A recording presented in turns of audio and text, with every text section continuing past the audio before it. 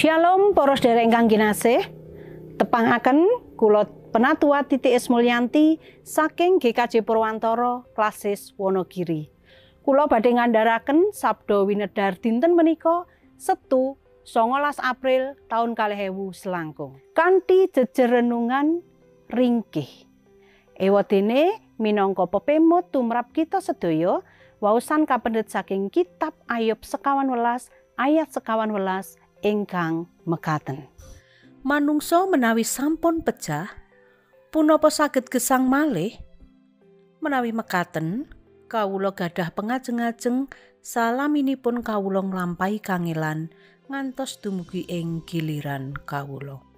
Mekaten sabda pangandikanipun Gusti, rahayu kita sami ingkang purun mirengaken lan nindakaken sabda pangandikanipun Gusti ing gesangipun.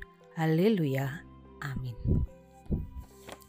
Para sedherek ingkang kinasih ing Gusti Yesus Kristus, ing film-film ingkang temanipun tiyang ingkang nggadhahi kegiatan super, satunggaling kegiatan ingkang asring dipun ketingalaken inggih menika kegiatan kangge mulihaken diri kanthi cepet.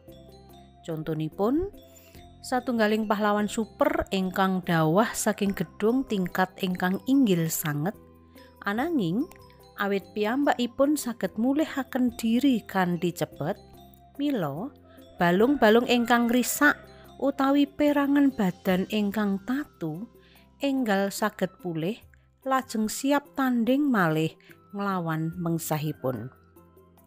Temtu kemawon menika namung khayalan. Sejatosipun menika nggambaraken pepinginanipun manungsa lan nedahaken kasunyatan bilih kawontenanipun manungsa menika ringkih. Kados jejer renungan dinten menika. Ayub ugi mratelakaken bab menika. Piyambakipun malah mbandhingaken manungsa kaliyan wit. Nyatanipun wit taksih langkung kiyat tinimbang kita. Wit ingkang sampun dipun teger taksih saged tuwuh malih trubusanipun. Lan wonten ugi wit ingkang umuripun atusan taun. Ing jamanipun Ayub, pangertosan bab pagesangan saksampunipun pejah menika dereng wonten. Sinaosa mekaten, Ayub ing ngriki ing saktengahipun pangertosan ingkang winates nedahaken pengajeng-ajeng bab pepanggihan antawisipun Ayub kaliyan Gusti Allah saksampunipun piyambakipun pejah. Minangka tiyang pitados, kita ugi ngugemi lan mitadosi bab menika. Bilih saksampunipun jasmani kita pejah, boten langsung musna. Ananging kita malah badhe ngalami gesang langgeng ing roh. Menika sejatosipun ingkang mbentenaken manungsa kaliyan makhluk sanesipun. Lan minangka tiyang pitados, kita ugi nggadahi perkawis ingkang mbentenaken kaliyan tiyang donya. Inggih menika kita nggadahi jaminan kawilujengan ing kalanggengan. Manungsa menika makhluk ingkang ringkih.